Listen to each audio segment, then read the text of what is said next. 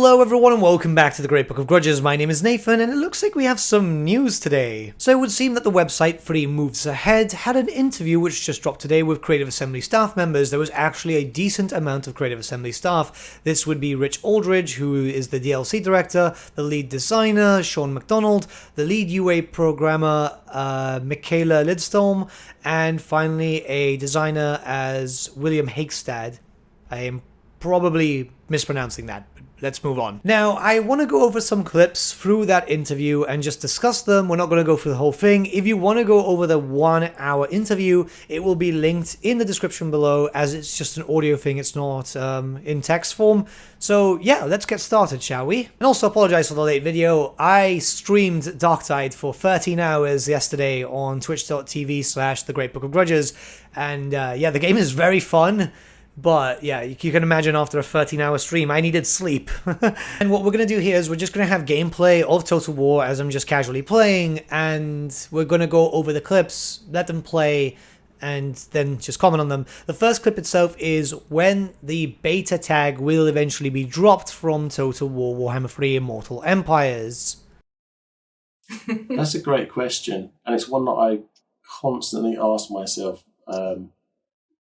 When is the right time to remove that? And I think for me, it's when our players tell it's the right time, that we've done enough. I mean, don't get me wrong, it's an evolving game, just like Mortal Empires was. So in a way, the job is never done. But I think we've put it out in a good manner. We knew that there were some problems, which our players have brought to us. And again, in this latest update, we'll address some more things,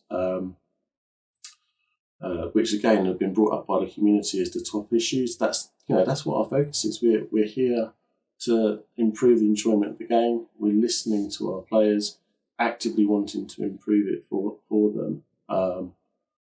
So yeah, I can't tell you when we're going to remove it. All I know is that we've got plenty more that we want to do, that we know that we've got to do, that our players are asking us to do, and we've got a long and exciting journey ahead of us. So yeah, not a real proper answer here, because it's just like a lot of this interview is them answering something but not really answering something. However, it's just the case that they're saying beta will stay as beta as long as it needs to, and yeah, that's fair. There's a lot of things that do need to get fixed. Hopefully that doesn't take too long. But I like the idea that they're just going to take it day-by-day basis rather than just setting an end goal. Keep in mind that having the end goal was the release of Warhammer 3 and all the issues that happened there. So without a tentative date being put out there, yeah, this is a bit more promising. Now, this next question is focusing around reworks about different factions from Game 1 and Game 2, and I actually find this quite interesting. I can give the boring answer of, say, all of them. Because like we said earlier, as soon as we push the bar forwards for one race, we then go, now the gap's even bigger. We have to go back and look at this guy, and then but now this guy looks worse. So I think the Warriors of Chaos are a good example, right? Like for a long time, they were the one we go, man, we got to fix them. They need some love, and then I'd like to say we have, and now that we've done that, we have to go, well, who's next on the list? But it is a cycle. The list goes on forever because eventually, 4 or 5 years' time, we go, damn, Warriors of Chaos need a rework. Everyone else has gone so much further ahead now. So, there's no end. There's only forever upgrading everyone. And that's what's quite exciting for us, I think, because we've got so much content, time passes. And I know for the team it was an interesting experience, like going on Twisted Twilight back to fix Wood Elves, and then, as Michaela said, Science and Fury fixing Beastmen. Beastmen was like our first product, our first DLC, so opportunity to go back and rectify, and we've all skilled up, tooled up, teched up, and the like, learnt so much, and been encouraged by our community to push in certain directions and bring more out of the game. So quite a nice experience, really, to right the wrongs. Well, they weren't even wrongs, but do you know what I mean? Improve the things that you tried to do first time, and now you've got opportunity to go bigger and better again. So it's very clear here that they are planning ahead as to who needs to get up next, who needs it the most. This is a very, very good thing because, let's be honest, it's been a while now where we've been seeing some races getting ignored. Lizardmen being a very good example of this. Norska is another one where Norska did get a little bit of a mini update, but yeah, they need a proper rework, and I think Norska does get mentioned later on in this interview, but in a very basic sense. But the idea is, yeah, Creative Assembly are actively looking at what needs to be fixed for major issues with different races and factions. And yeah, that does make me a little bit more calm. I just really hope we do get a Norska rework soon. It doesn't have to be around the time of the Chaos Dwarfs, because we know Chaos Dwarfs are pretty much coming next, but like soon after, it needs to happen, just so like everyone can be at a more or less playable level. The next section's regarding start positions for different lords, the changes and all that type of stuff. So I think I can talk about this one from the angle of why they're not there, and one of the primary reasons is we're kind of settling in for the long haul. We're building a foundation for this game, and as part of that, we know we have a lot of characters coming, and we know we're going to struggle to place them all on the map. And one of the things we experienced over the time of making Warhammer 2 and Immortal Empires was once you put someone down, you recorded all that VO, you set up that flyby, that put an extra cost in us taking them and going, we actually need this person to be somewhere else now.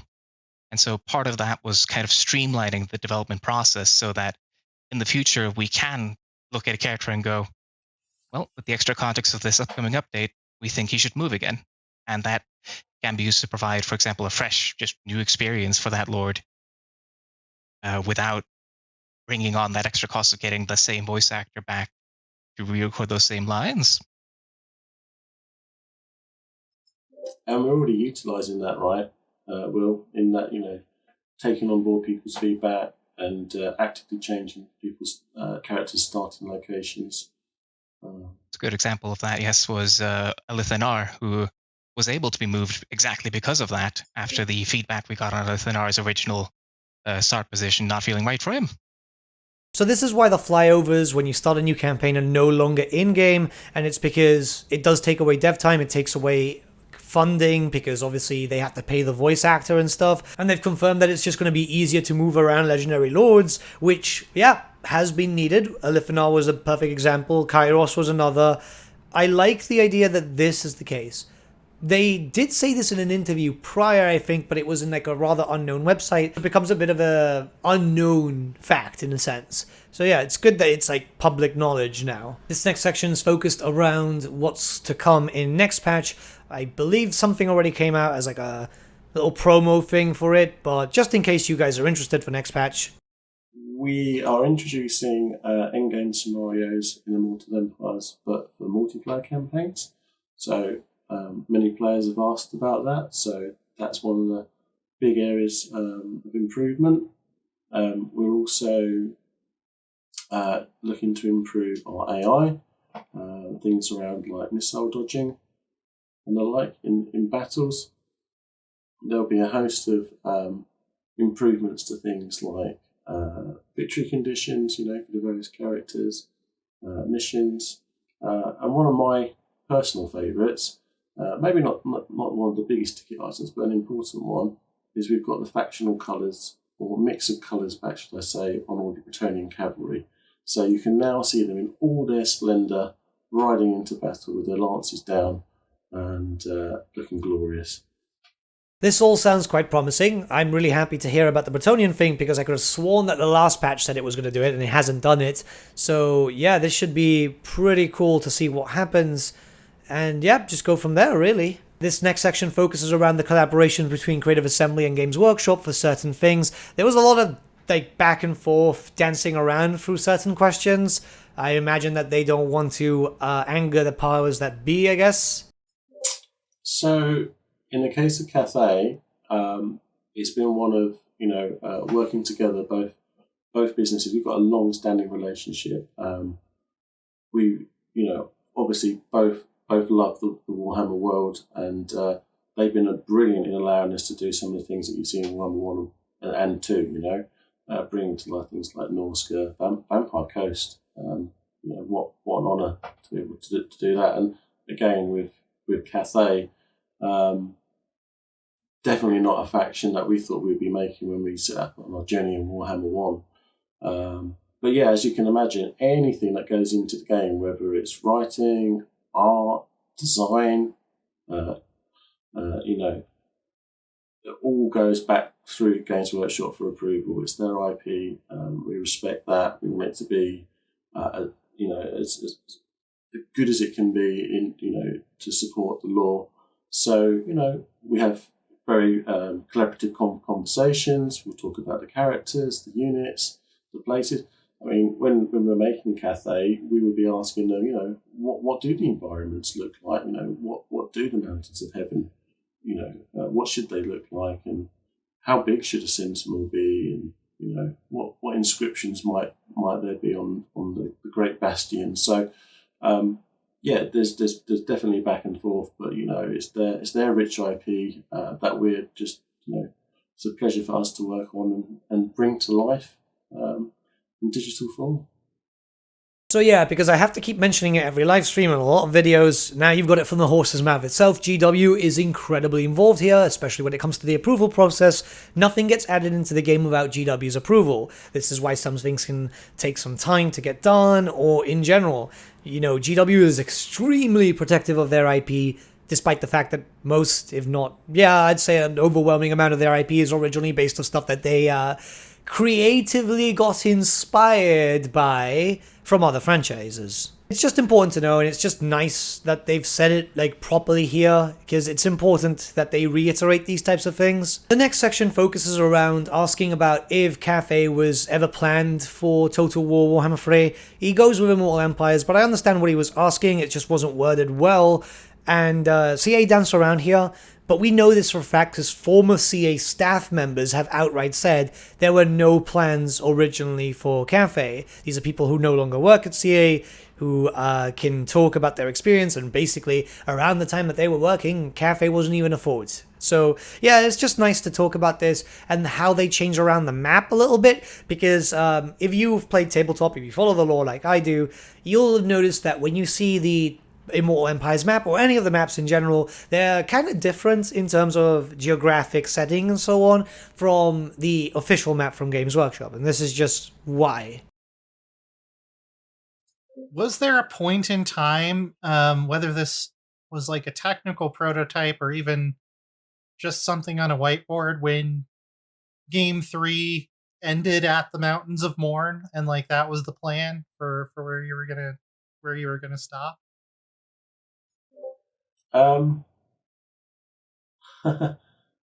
It's the same in Warhammer 2, right? In Immortal Empires, there's a start point, it's the start of a journey. There's certainly plans for the future. There's certainly more things that we'd like to see and do, given the opportunity. So it's one of those things again that we work on internally, and we ask Games Workshop for their support and guidance.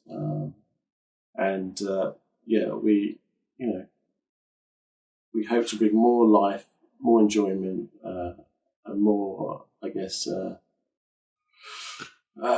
options. I guess what I'm asking, and just feel free to tell me if you can't say, but was adding Cathay to Immortal Empires something where you had to change your plans because that hadn't been, on the table originally? I think so in Immortal Empires, I think, Cathay was a key component of Warhammer 3. So we absolutely knew that, but the map can only be so big. You need performance to be good as much as having so much landmass. So you would have seen it in the previous games, right? When we made the first game, we had to really distort the old world. I mean, if you look now back at what our game looks like compared to a Warhammer map, Bretonnia looks quite a different shape, even things like where we brought, Ulthuan in closer to, the edge of Bretonnia and Southern Realms and things like that. So we need that little bit of artistic license so that we can have the performance that we need for the game. And that was a massive concern for Immortal Empires. We knew the challenge for Mortal Empires and how we're going to get that amount of content in and working. And thankfully, Potion Speed Update did a brilliant job of allowing people to get to that content more readily and easily. And we knew when we were tripling the content value in Immortal Empires, that was going to be a challenge. So that was something we worked on for a long, long time. How could we get the in-turn times down to a palatable amount of time? And I think we achieved that. I think we did a good job there. But let the players tell us otherwise. And this last section focuses around the reuse of mechanics where applicable to other races and factions. Like, for example, they talk about the possibility of maybe Bretonnia, for like the Knights, could have the warband system like the Warriors of Chaos do, because it kind of makes sense, the unit upgrade system. Because your Knights Errant could become, Knights of the Realm, then Questing Knights, and then Grail Knights in lore. It's very, very in deep detail of its lore, so it kind of makes sense for that to potentially be a mechanic in the future. And I'd absolutely love that. I'd think that would be really freaking cool. I'll jump in on that one and say, for Bretonnia, maybe. I think that they really line up with it. I think that a big part of the warband system, which is why it works, is it matches the fantasy of the journey. The starting out as the half-naked man in the cold, and then becoming this super monster, armored up to the teeth Chaos Warrior, all the way to Chosen to Aspiring Champion. That's the fantasy that Games Workshop set out and that we wanted to capture. And I think, the Bretonnia kind of have that as well with the Questing Knights, and you go off, and then eventually you succeed and you become the Grail Knight. So it works there.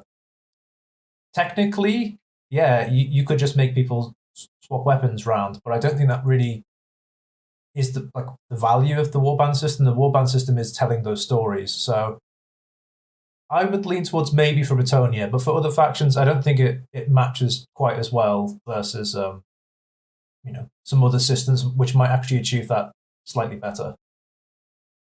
I think it highlights something about successful designs that inform components for other future designs. We've seen that in the past with the Undercities and the Pirate Coves and the Chaos Cults and so on and so forth, as that one foundational system of what we call internally a foreign slot became this big key piece for so many little features spread across the game. And I think every time we make a new feature, we do look at it a bit and kind of try and internalize what opportunities does this give us in the future. And sometimes when we look back at things, look back at older factions, we go, so what new opportunities can we now walk back to this faction that didn't have them when we first made them? That's always something that's on the table. It's a pretty interesting interview. I covered just the stuff that I thought was important. Obviously, if you want to check out the rest, I would recommend going onto the website, which will be linked in the description below. What do you think about these details that were given out? A lot wasn't given because right now, let's be honest, Creative Assembly are just thinking about getting the last patch out, and then they're probably thinking about closing up for Christmas as they normally do, and then getting back to, preparing the last patches and hopefully Chaos Dwarfs. Let's hope. But let me know your thoughts in the comments below. Let's start a bit of a discussion, and yeah. I'll see you all again very, very soon. Have a good day.